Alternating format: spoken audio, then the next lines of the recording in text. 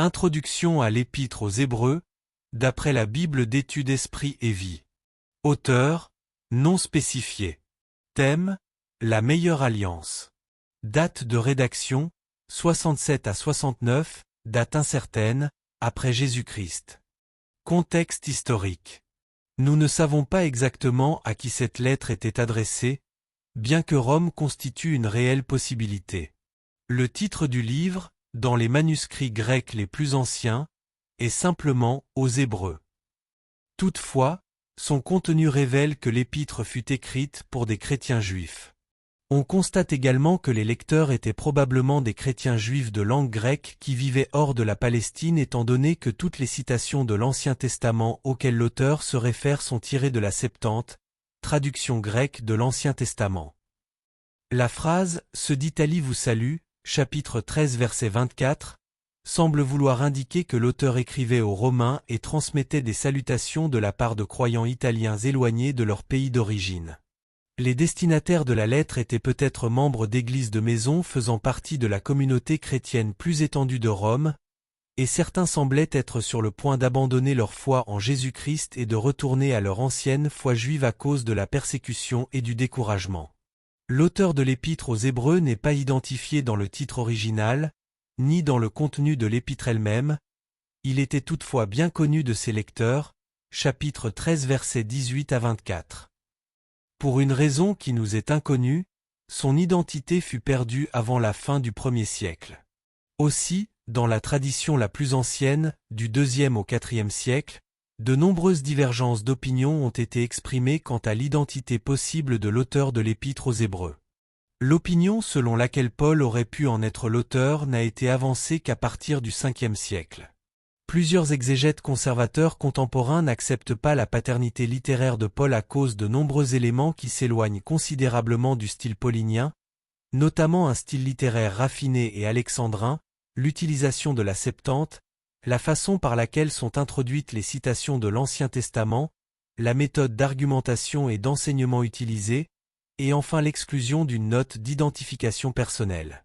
Qui plus est, si Paul fait toujours état d'une révélation personnelle et directe de Christ, voir Galates 1 verset 11 à 12, l'auteur de cette épître, lui, se place parmi la seconde génération de chrétiens à qui l'Évangile fut annoncé par des témoins oculaires du ministère de Jésus, chapitre 2 verset 3.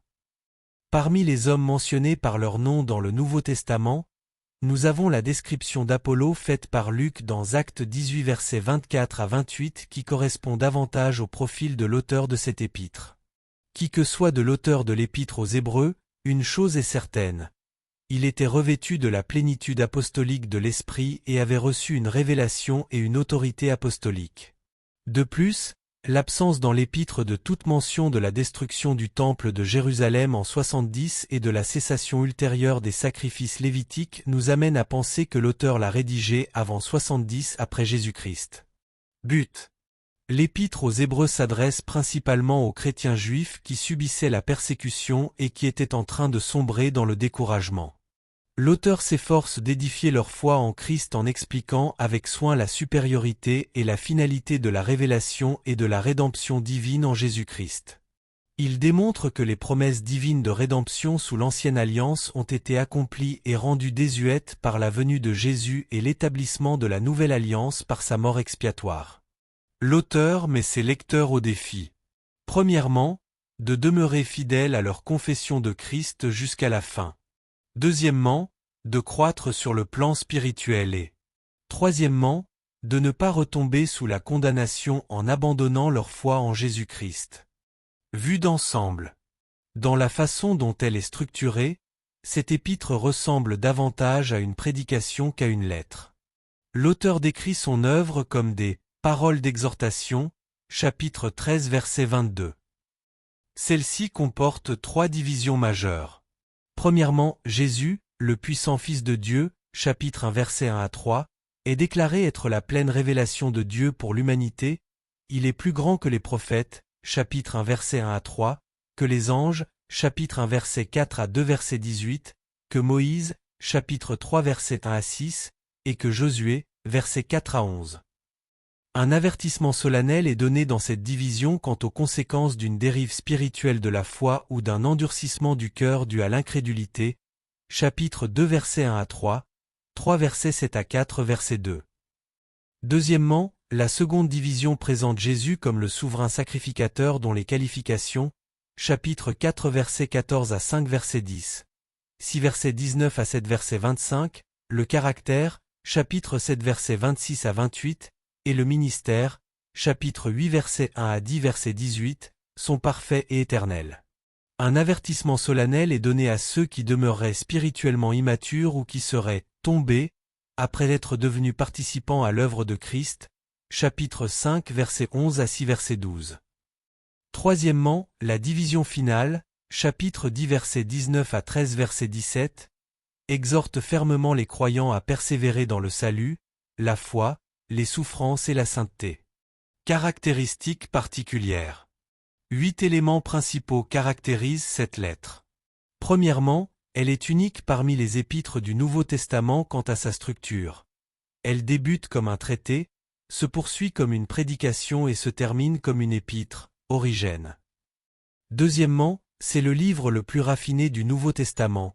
Plus que tout autre auteur dans le Nouveau Testament, à l'exception peut-être de Luc dans Luc 1 verset 1 à 4, son auteur utilise un style littéraire très proche du grec classique. Troisièmement, c'est le seul écrit du Nouveau Testament qui développe le concept du ministère de Jésus en tant que souverain sacrificateur. Quatrièmement, sa christologie est riche et variée, offrant plus de 20 noms et titres pour Christ. Cinquièmement, le mot-clé est « meilleur » 13 fois. Jésus est supérieur aux anges et à tout autre médiateur de l'Ancien Testament. Il offre un meilleur repos, une meilleure alliance, une meilleure espérance, un meilleur sacerdoce, un meilleur sacrifice expiation par le sang et de meilleures promesses. Sixièmement, il contient le chapitre par excellence de la Bible sur la foi, chapitre 11. Septièmement, il est saturé de références et d'allusions à l'Ancien Testament, ce qui fournit un riche aperçu des premières interprétations chrétiennes de l'histoire et de l'adoration dans l'Ancien Testament, particulièrement dans la sphère de la typologie.